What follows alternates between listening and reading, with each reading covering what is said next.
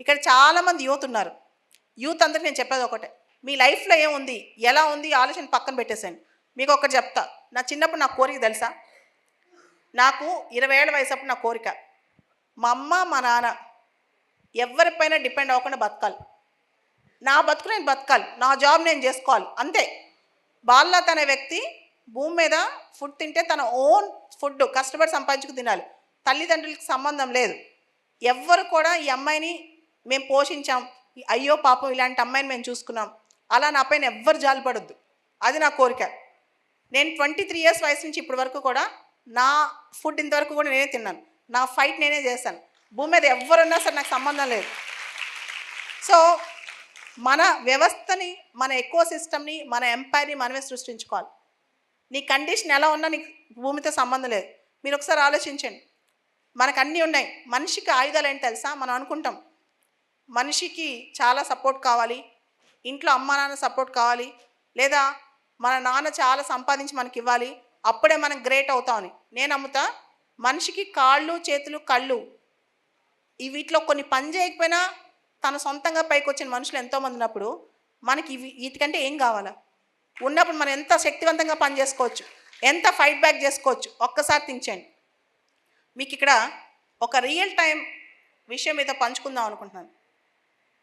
అమితాబ్ బచ్చన్, ఎంతమంది తెలుసు అమితాబ్ బచ్చన్? ఆల్మోస్ట్ అందరికీ తెలుసు అమితాబ్ బచ్చన్. చాలా ఫేమస్ హీరో. దాదాపు 20-30 సంవత్సరాల పాటు ఆయన బాలీవుడ్ ఇండస్ట్రీని మొత్తాన్ని ఏలాడు. తర్వాత ఏం చేశారంటే ఏబీసీ కార్పొరేషన్ అని పెట్టి ఒక ప్రొడక్షన్ కంపెనీ పెట్టి మొత్తం లాసెస్లోకి వెళ్ళిపోయాడు. ఎంత అప్పులు అయిపోయినాయంటే ఆ కంపెనీకి, అప్పులు వాళ్ళు రోజు పొద్దున ఇంటికి వస్తారు. చివరికి ఆయనకి అరెస్ట్ వారెంట్లు, అప్పులు, ఇన్సాల్వెన్సీ అన్నీ వచ్చేసాయి. అంటే ఇంకా ఆయన్ని అందరు వచ్చి చుట్టుముట్టేశారనమాట. రోజు తలుపు తీయాలంటే భయం అంట. ఇంట్లో అందరు వచ్చి నువ్వు డబ్బులు ఇవ్వాలి, మాకు రిటర్న్ చేయని చెప్పి. అయితే ధీరుభాయ్ అంబానీ, మీకు తెలుసు కదా, అంబానీ వాళ్ళ డాడీ, ముఖేష్ అంబానీ వాళ్ళ డాడీ ధీరుభాయ్ అంబానీ అమితాబ్ బచ్చన్ కష్టం తెలిసి, అమితాబ్ బచ్చన్ నీకు నేను హెల్ప్ చేద్దాం అనుకుంటున్నానని చెప్పి ఫ్రీగా డబ్బులు ఇస్తాను, నీ అప్పులని తీర్చేసుకో అని చెప్పాడంట. కానీ అమితాబ్ బచ్చన్ నాకు ఫ్రీగా అవద్దు అని చెప్పి ఒకరోజు పొద్దున్నే యష్ చోప్రా అని చెప్పి famous film producer and director, ఆయన దగ్గరికి వెళ్ళి, సార్ నాకు ఏదైనా పని ఇవ్వరా? అంత పెద్ద హీరో 65 ఏళ్ల వయసులో, 70 ఏళ్ల వయసులో నాకేమైనా పని ఇవ్వరా అని చెప్పి మళ్ళా తన లైఫ్ స్టార్ట్ చేసుకున్నాడు. తర్వాత మళ్ళా కౌన్ బనేగా కరోడ్పతి ప్రోగ్రామ్ చేసి మళ్ళా రీబిల్డ్ చేసుకున్నాడు. అంటే అర్థం ఏంటి తెలుసా?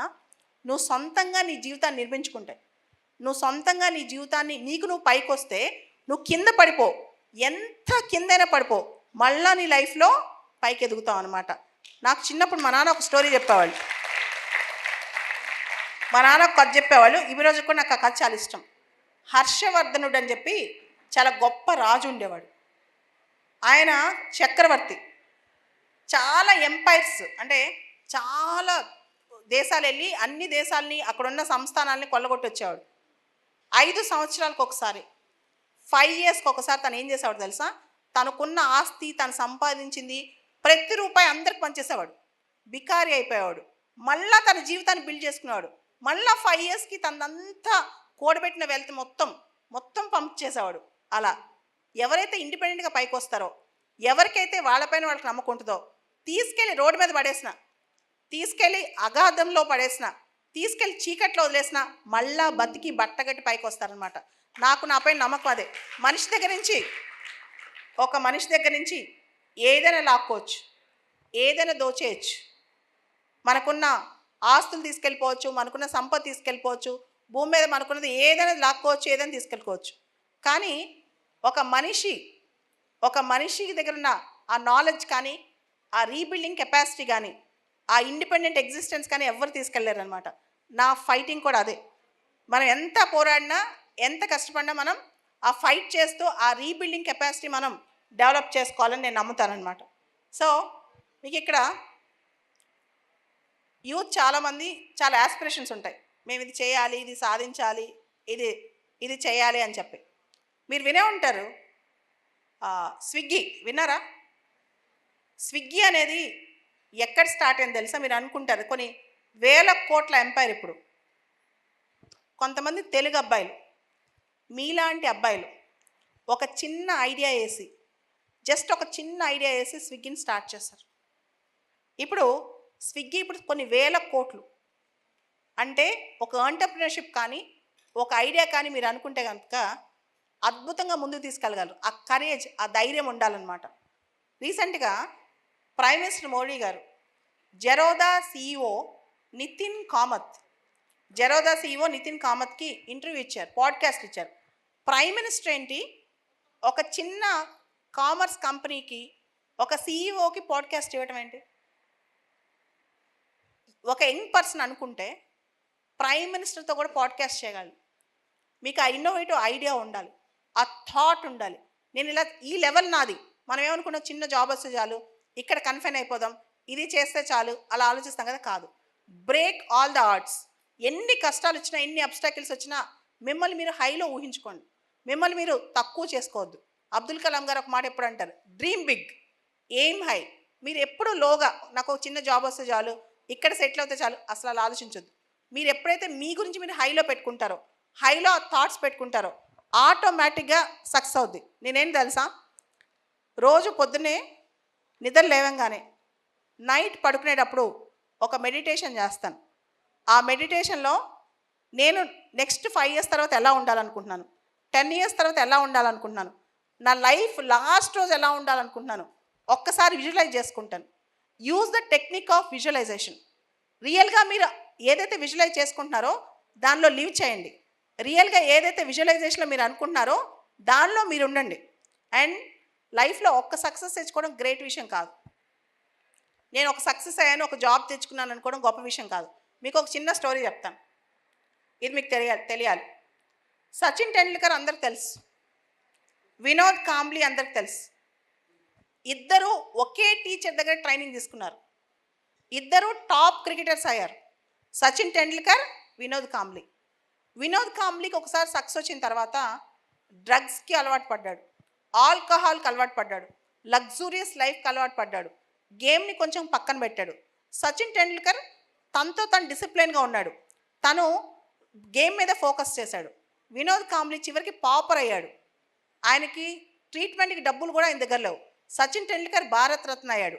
ఇద్దరు ఒకటే చోట స్టార్ట్ చేశారు, ఇద్దరు ఒకటే చోట కనెక్ట్ అయ్యారు. కానీ ఒక పాయింట్కి వచ్చాక ఒక వ్యక్తి ఆ లెవెల్లోకి వెళ్ళాడు, ఇంకొక వ్యక్తి అగాధంలోకి పడిపోయాడు. అంటే ఏంటి తేడా, అక్కడ ఏం డిఫరెన్స్ వచ్చింది? ఒక మనిషి తన జీవితాన్ని తన చేతుల్లోనే బాగు చేసుకోవచ్చు, తన చేతులతోనే పాడు చేసుకోవచ్చు. అది మన చేతిలో ఉంటుంది. కానీ మనం ఏమనుకుంటాం, మన ఫ్యామిలీ బాగాలేదు, దేవుడు మనకు తలరాత రాయలేదు, మనకు అన్ని కష్టాలే పెట్టాడు, మనందరికీ ఆ విక్టిమ్ యాటిట్యూడ్ ఉంటుంది. నేను చెప్తాను, సచిన్ టెండూల్కర్ ఆర్డినరీగా స్టార్ట్ అయ్యాడు, వినోద్ కాంబ్లీ ఆర్డినరీగా స్టార్ట్ అయ్యాడు. ఇద్దరు ఆర్డినరీగా స్టార్ట్ అయ్యారు, కానీ ఇద్దరు ఎక్కడ ఎండ్ అయ్యారని చాలా ఇంపార్టెంట్ కదా. ఈ రోజున ఆయన ఎలా ఉన్నాడు, ఈయన ఎలా ఉన్నాడు, ఈ డిఫరెన్స్ ఒకసారి ఆలోచించండి, ఈ తేడా ఒకసారి ఆలోచించండి. మీరు వినే ఉంటారు, చాలా famous actor, Kannada actor Rishab Shetty. Kantara movie చూసారా? అతను చిన్నప్పుడు కరెక్ట్గా 10 years 15 years బ్యాక్ ఏం పని చేసేవాడు తెలుసా? Anyone in the entire hall, Rishab Shetty చేసిన జాబ్ ఏంటి తెలుసా? ఇంట్లో మినరల్ వాటర్ క్యాన్స్ వేస్తారు కదా, ఇళ్ళలోకి వచ్చి మినరల్ వాటర్ క్యాన్స్, ఆయన ఇళ్ళలోకి వెళ్ళి మినరల్ వాటర్ క్యాన్స్ వేసేవాడు. ఇప్పుడు చాలా ఫేమస్ యాక్టర్ అయ్యాడు. ఒక మనిషి చూడండి జర్నీ ఎక్కడ మొదలయ్యాడు, ఇప్పుడు ఎక్కడ ఆ మనిషి ఇప్పుడు ఎక్కడున్నాడు. నువ్వు వాటర్ క్యాన్ వేసావా, రిక్షా తొక్కావా, ఆటో తొక్కావా, ఇంతకుముందు ఇంపార్టెంట్ కాదు, ఇప్పుడు నీ లైఫ్ ఎలా ఉంది. If you are born poor, it is not your mistake, but if you die poor, it is your mistake. నువ్వు పుట్టుకతో పేదగా పుడితే అది నీ తప్పు కాదు, కానీ చనిపోయేటప్పుడు పేదవాడిగా చనిపోతే మాత్రం ఖచ్చితంగా అది తప్పే. పేదరికం అంటే డబ్బు లేకపోవడం అనే కాదు, నువ్వు సమాజానికి ఏమి చేయలేకపోవటం, ఒక స్థాయికి రాలేకపోవటం, ఇవన్నీ కూడా పేదరికమే అవుతుంది అనమాట. ఈ ట్రాన్సిషన్ మీకు చాలా ఇంపార్టెంట్. ఈ ట్రాన్సిషన్తో మీరు ఒక్కసారి కనెక్ట్ అవ్వండి.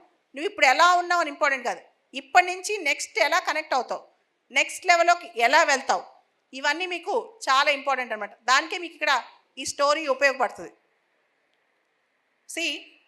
కొన్నిసార్లు ఎంత ట్రై చేసినా సక్సెస్ రాదు, కొన్నిసార్లు మనకే అన్ని కష్టాలు వస్తాయి, కొన్నిసార్లు అన్ని ఫెయిల్యూర్స్ మనకే వస్తాయి.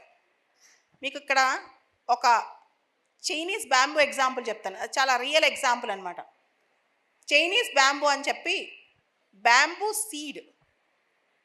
సీడ్ నాటుతారు. ఒక వెదురు మొక్క, బ్యాంబూ మొక్కకి సీడ్ నాటుతారు. ఆ సీడ్ 5 years పాటు దానికి నీళ్ళు పోయాలి. మొలకెత్తిందా లేదా, లోపల సీడ్ మొలకెత్తిందా లేదా మనకు అర్థం కాదు. మనం దేనికి నీళ్ళు పోస్తున్నాం అర్థం కాదు. ఒక 5 years దానికి వాటర్ పోయాలి, ఒక 5 years దానికి నర్చర్ చేయాలి, ఒక 5 years దానికోసం మనం వెయిట్ చేయాలి. 5 years వెయిట్ చేసిన తర్వాత అది బయటకు వస్తుందో తెలీదు. ఒక్కసారి ఆ మొలకెత్తింది అనుకోండి, వితిన్ 90 days 90 feet టాల్ అయిపోద్ది.